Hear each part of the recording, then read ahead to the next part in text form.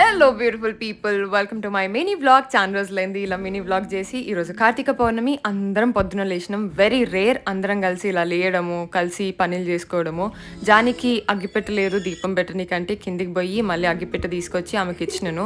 పాపం దానికి ఆఫీస్ కూడా ఉంది కాబట్టి దీపం పెట్టుకొని పోవాల్సిందే. ఈరోజు మ్యాండేటరీ నేను సన్ స్క్రీన్ అప్లై చేసుకుంటున్నా. బయటికి పోయే ముందు ఫుల్ ఎండ కొడుతుంది. శ్రీజ లేచి దేవుడి రూమ్లు అన్నీ సదురుతుంది, మమ్మీ బయట సదురుతుంది. వీళ్ళిద్దరికి నేను అటు ఇటు అసిస్టెంట్ లాగా హెల్ప్ చేస్తున్నా. ఫుల్ ఎండ కొడుతుంది కానీ మా బాల్కనీ చూడండి ఎంత చిన్నగా ఉందో. ఆ స్పేస్లో ముగ్గురం కూర్చొని పూజ చేయాలంటే ఎంత డిఫికల్ట్ అవుతుందో.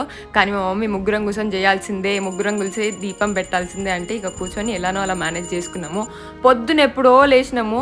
బ్రేక్ఫాస్ట్ ఇంకా ఫైనల్గా ఇప్పుడు తింటున్నాం. మా మమ్మీ ఈరోజు ఎన్ని వెరైటీలు చేసిందో. నేను వడ స్వీట్ తిన్నా. మా శ్రీజన్ ఏమో కకృతికి అన్నీ పెట్టుకుంది బ్రేక్ఫాస్ట్ టైంలో.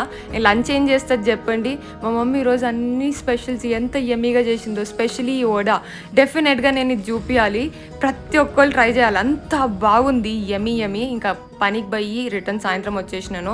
ఆమెకి అవుట్ ఫ్రమ్ స్క్రాచ్ కావాలంటే అది చేసి పానీపూరి పోయినాము, అది కూడా బాగాలేదు. ఇంకొచ్చి స్వీట్ తిన్నాం. ఈరోజు నో డిన్నర్.